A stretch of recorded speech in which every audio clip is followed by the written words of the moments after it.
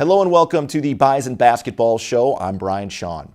Conference play is in full swing with both the North Dakota State men and women opening Summit League play against their two rivals from down in South Dakota, Dave Richman and company, getting things started with rival South Dakota State, the preseason favorites, at the Shack. The Bison swept the Jacks in the season series a year ago, and hot shooting by both teams early on.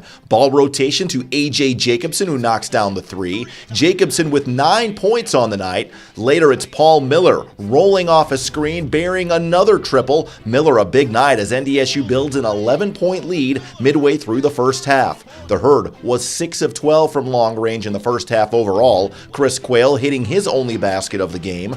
Later, Quayle the bounce pass underneath to a cutting Dangu for the jam. NDSU shot 50% from the field overall in the first 20 minutes. But South Dakota State a late run to end the first half. Reed Tellinghusen backing down Miller, dropping in the hook shot. The Bison lead down to just one going into halftime.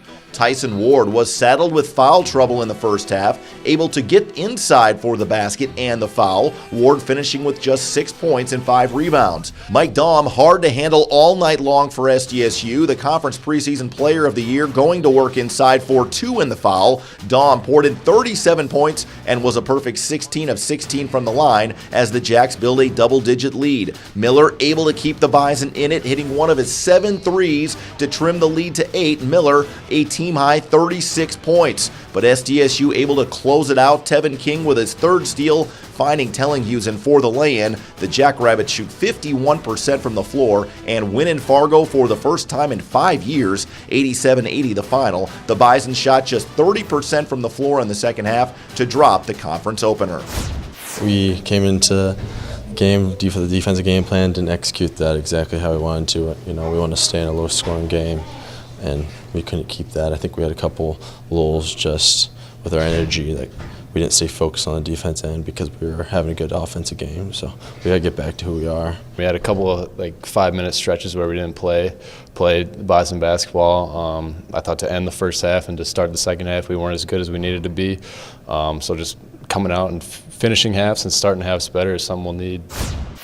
The Bison men right back on the road, taking on South Dakota in Vermilion on Saturday, a place they won a year ago. But the home team jumping out quickly. Matt Mooney rolling off a screen, dropping in a 3 as USD takes a 15-3 lead just 4 minutes into the game. But the Bison responding with a 9-0 run of their own to get back in it. The backdoor feed from Cameron Hunter to Paul Miller for the lay-in.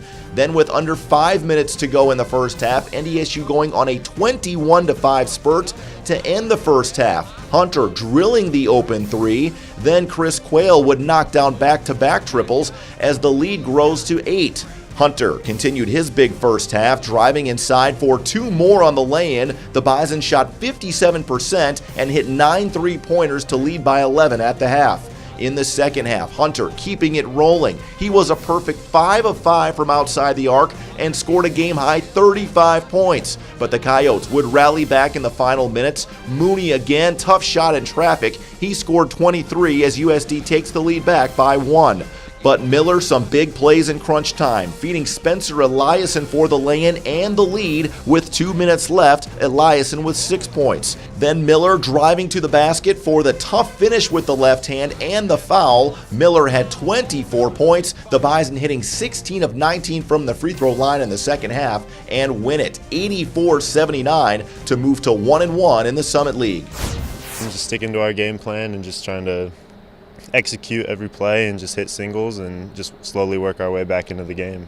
It was a lot of fun in the locker room afterwards, and we had a good time. It was a fun game. Obviously, we started off very slow and very sluggish, and that's kind of who we are by fighting back and never giving up, so it was fun to be a part of. I feel pretty comfortable. I'm going to continue to get even more comfortable, but it's just a day-by-day thing, and I hope by the end of the season in March, when it really matters, that's when I'm most comfortable.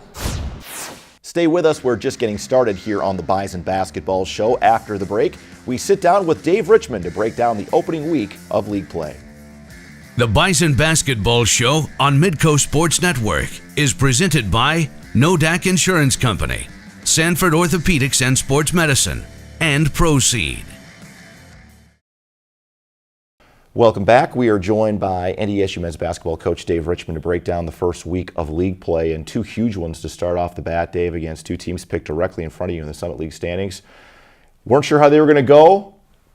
Maybe, I don't know, some surprises maybe on both sides a little bit.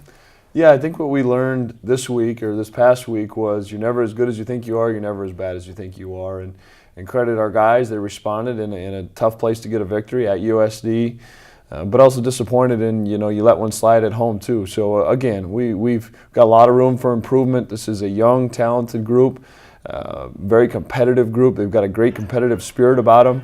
But when you're young, and I don't mean immature in a bad way, I just mean just immature from a basketball standpoint, there's just some growing experiences. And when you get into league play, things are just a little bit different. And obviously South Dakota State was elite offensively that night. There's some things that we need to clean up, but excited and encouraged that our group can respond like that going forward. I know one thing you and I have talked about is, yeah, we have to do a little bit of scouting, but for the most part, we still got to work so much on ourselves at this point in the year, and that's what you guys are spending a majority of your time still doing, right? No question. You even go back to our Friday's practice right before we played USD. It was strictly about us, about an hour's worth, and I'm breaking the film down on the bus to Sioux Falls where we stayed that night, and I'm glad we had that kind of practice because I'm seeing all kinds of mistakes of just us doing us. So certainly encouraging in one sense that there's so much room for us to get better, but also we've got to take great note of that too and make sure we're urgent, and especially some things cleaning up defensively, because you even look at the second half against USD. We weren't where we need to be. I think they had, well over 1 point per possession, and that's something that we've got to get better at. Cameron Hunter, I know we've talked about him in the past, but the efficiency, 12 shots, 35 points for a redshirt freshman, getting to the line 14 times. I know that's an area where your club hasn't always done a lot of damage is at the line, but he's a guy that can get there and get to the line. Yeah, we really talked about some things as we were traveling from Tucson to El Paso right before that Christmas break and then go on and win that tournament. We were 333rd in the country of getting to the free throw line. And the three-pointer has evolutionized, re-evolutionized the game, if that's a word. But also what you can't forget is those hidden points that come from the free throw line. And Cam's got the ability, he's got a great burst about him. He can get that half-step advantage, get in the paint, get to the free throw line because he's in the paint, and get others involved. And that's another thing, going back to Saturday, you saw us double our assists, over double. Wednesday night we had 6. Saturday we had 14, and that's a really encouraging step because I think that's when we're at our best offensively. And Cam is a big part of that. And it seems like that secondary scoring is going to come from somewhere, but Paul Miller obviously had a very, very good start, scoring 36 and 24. He's really been a steadying force this year as a senior, a guy you can really rely on night in and night out. Yeah, it's certainly what you expect from your senior to go out there in a big moment and a big time of year and deliver like he's done, and he's been terrific and playing a lot of minutes and executing in those minutes. But I'm well aware that if we're counting on Paul to get us 30, a night, it's going to be a long season. We need some other guys to step up offensively. But also, too, you look at it where, he goes out and gets 36 and we get beat. And that's where I go back to we've really got to focus in on cleaning some things up defensively to making sure even Cam getting 35, it's still a 2 or 3 possession game right down to the stretch. So, again, I know it's just who I am, it's my nature, but we've got to tighten some things up defensively because we do have some talented pieces. We do have some talented parts on the offensive end of the floor just by putting 5 guys out there. 2 big ones again at home. Kind of settling into this routine now in league play. 2 teams that are maybe off to some surprising starts as well. Talk about Denver and ORU just quickly. Yeah, as much as it's about Denver and ORU, and certainly Denver's got Amigo, a big presence, probably one of, if not the best big guy down in the block in the league. Joe Rozga's a guy that's been there and done it for a while. The Pemberton kid is just a terrific, tough-minded kid. They bring a lot to the table. ORU's playing as well as anybody in the league right now, and mixing in some zone and some really big lineups. But again, we're going to practice today, we're going to practice tomorrow, and about 90% of that's going to be about North Dakota State, because if we don't get us figured out, we don't have a chance to get Denver or ORU or whoever going forward figured out. Let's hope we can pack the shack for a couple games this weekend too. Yeah, that'd be real nice. That'd be real nice. And I know, with the Missouri State game and the South Dakota State game, some weather and just people traveling or whatever, but we do think we have a great product. It's obviously a tremendous facility, and getting the students back on campus here now this week, we're excited to showcase some things and pack the shack. All right, Dave, thanks for the time as always. Good luck this weekend. Thank you, Brian. All right, stay with us here on the Bison Basketball Show. Maren Walseth and company also starting off league play against South Dakota at home before hitting the road to take on South Dakota State. We'll recap that one coming up next. Welcome back. After opening the season with a hard-fought loss at home to South Dakota, another big challenge for the Bison women this past weekend in their first road game, taking on South Dakota State, a place the Bison had not won since 2010. South Dakota State would lead it by 3 after the opening quarter, and the Bison continuing a strong first half. Riley Nudell getting a good look off the ball rotation for 3. Nudell with 5 points on the afternoon. Later, Emily Dietz going to work inside, backing down her defender and powering in 2 off the glass. Dietz added 11 points off the bench. The Bison would tie it up on their next possession. Marina Fernandez, nice backdoor pass to Taylor Thunstead for the lay-in, and it's 25 apiece. The Jacks would answer with a 7-0 spurt to get some separation. Madison Giebert had 3 triples and scored a game-high 18 points for SDSU. But just before half, Sarah Jacobson able to hit the tough 3 off the screen. NDSU shooting 64% from the field in the first half and trailed by just 3 going into the locker room. SDSU would open the second half on a 10-0 run. Off the turnover, Macy Miller the lob inside to Ellie Thompson for the basket and the foul.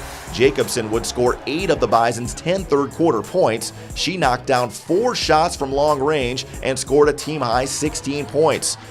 But the Jacks didn't let up. The ball moving around the perimeter to Tylee Irwin for the corner 3. SDSU building an 18-point lead at the end of the third quarter and wins it 83-63. Freshman Michelle Geislerova chipped in with 14 points off the bench for the Herd, but the Jackrabbits out-rebounded the Bison by 11 in the final 20 minutes. Oh, we were just running our offense. I think in the second half we got a little bit stagnant, so keeping that continual flow really helped our offense. I thought that we came out a little slow in the second half, and they threw a punch and we didn't necessarily respond quick enough, and we kind of got down early. And then rebounding, they out-rebounded us by 11 in the second half, and that's hard to fight back from. We just have to put 2 halves together, but just keep trusting the process, keep coming to practice, trying to get better and improving each day. We now welcome in Maren Walseth to the set to break down the Bison women's game against South Dakota State and take a look ahead. And Maren, after a tough game at home against South Dakota, going on the road to South Dakota State has not been a friendly place to go for the Bison women over the years. But I'll tell you what, your team hung in there for all 40 minutes, and even in the first 20, only down 3 at half. I was very pleased with the 20-minute effort and execution that our young ladies displayed at Frost Arena. That's an incredibly difficult place to play, and the composure that they played, the poise that they had, I was very pleased with that first half. You know, when you came into this game, your team seemed to respond just fine. Even the day after the loss to South Dakota, I think, knew you left some plays out there, but they came on. No fear, you're freshmen. I thought they played exceptionally well down there.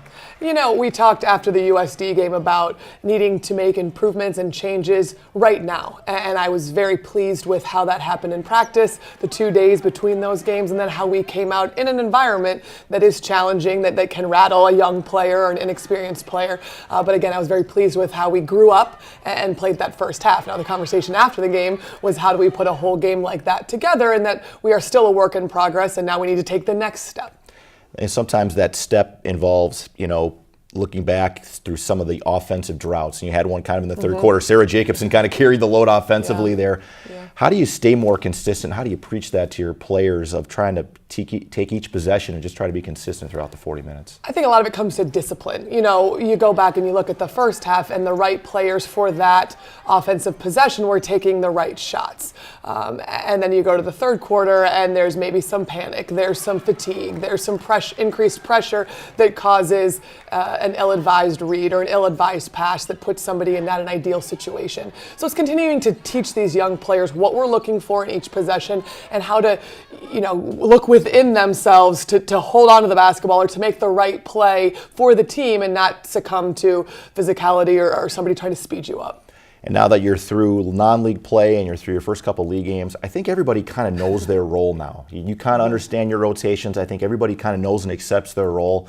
that at least has to make it easier coming to practice every day, saying every player kind of knows what to expect now. I think everybody does, and that's very helpful for us as coaches as well. You know, you look at your bench or you look on the sideline or even on the 5 on the floor in practice, and I'm much more comfortable knowing what to expect or who's going to run this possession or be the most influential person in this possession. And I think that's a sign of us growing up and the younger players getting more comfortable and more confident, and we're only going in the right direction. And I know going this weekend to Denver and Oral Roberts, it may be your toughest trip of the year, but it's kind of nice to get out of the way, I guess, early in the conference schedule. 2 teams that you know well, that you've played competitive games with in the past. Right. The Summit League is not an easy league from top to bottom, and certainly the beginning of our conference slate here has not been easy for us. But this is an opportunity for us to go on the road, spend a lot of time together, continue to improve, but really take that next step in competing on the road. And these young ladies are very excited to get going. I'm looking forward to it. And you guys spent plenty of time on the road in December, so you know what that's all like as well. Good luck this weekend. Thank you, Brian. All right, stay with us here on the Bison Basketball Show. Reilly Jacobson, one of those sophomores for North Dakota State, really standing out this season. We'll catch up with RJ after this timeout. Welcome back. Basketball has been a part of life for NDSU sophomore forward Reilly Jacobson for as long as she can remember. Her father, uncles, and brother were all college basketball players, and RJ is following in their footsteps. She shot nearly 50% from the floor in her freshman year and leads the Bison in rebounding this season. This week, we go one-on-one with the Waukee, Iowa native. Back for more one-on-one. We are joined by Reilly Jacobson, the sophomore post player for the North Dakota State women's basketball team. And RJ, in her sophomore year, kind of got thrown into the fire as a freshman coming up here from Waukee, Iowa. And talk about what it was like to get used to having to play in the post here compared to playing in the post in high school. Okay, it was a lot different. In high school, I mean, I was probably like just the best one by far, and like really there was no competition, so I pretty much dominated wherever I wanted to. And then when I came here, it was like I had to get stronger and be a little bit faster and quicker and smarter. You come from a super basketball family. Like, I do, yeah. Everybody in your family plays basketball, including your dad, who actually started his career at South Dakota State before finishing at Omaha. So he kind of knows about a lot of these schools that you're going up against in the Summit League. Right, yeah. What's that been like for you? It's been pretty cool. I mean, he gets to like talk to me and help me out through some things, and he's still there. I mean, they don't make it up to as many games just because it's such a far drive for them, but I don't know, we talk on the phone all the time and he helps me out, so that's cool. So what were the one-on-one matchups like between you and your brother growing up? Because your brother, obviously a very good basketball player in high school, and played a bunch of games for Tim Miles in Nebraska, is sitting out this year transferring to Iowa State, but really good high school player at Waukee as well. Yeah, credits to him, he's doing really well, and he played really well at Nebraska, and I'm excited to see where he goes, what he does at Iowa State. But yeah, back home when it was just us two and we would play one-on-one, I mean, it was all just for fun, but yeah, he would usually beat me because he's stronger, faster. He could block my shot.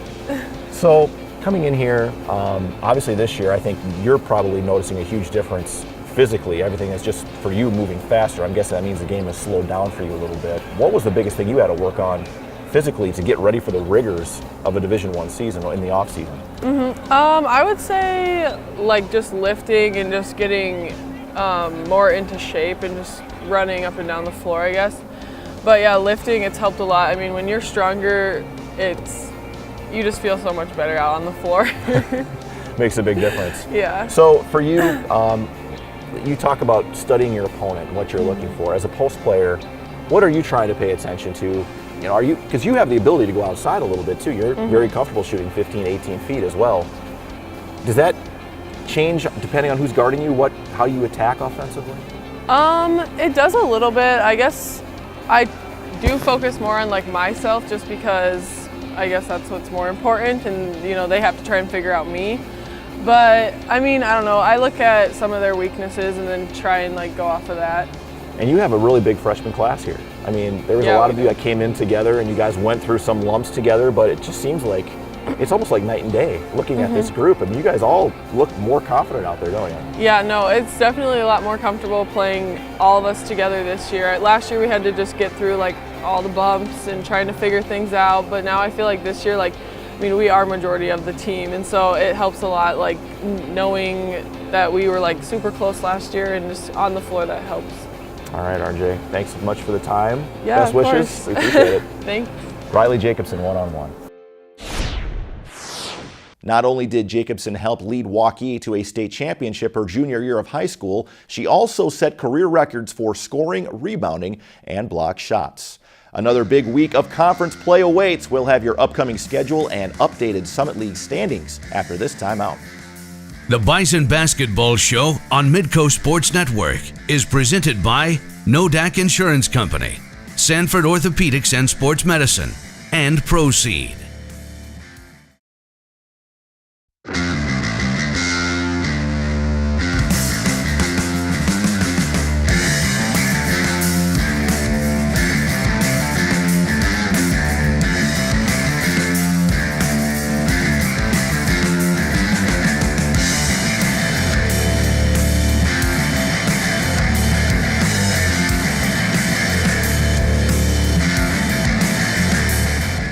Back to wrap up this episode of the Bison Basketball Show and a busy weekend of action for the NDSU men hosting a pair of league foes. It all starts with Denver on Thursday night at 7 p.m. Then Oral Roberts comes to Fargo on Saturday afternoon, tip-off scheduled for 2 p.m. Both of those games can be seen on Midco Sports Network. We hope you'll join us. The NDSU women are back on the road this week, starting with the Golden Eagles down in Tulsa on Thursday night, before heading to Denver to take on the Pioneers at 2 p.m. on Saturday afternoon. Enjoy the games, everybody. We'll see you next time.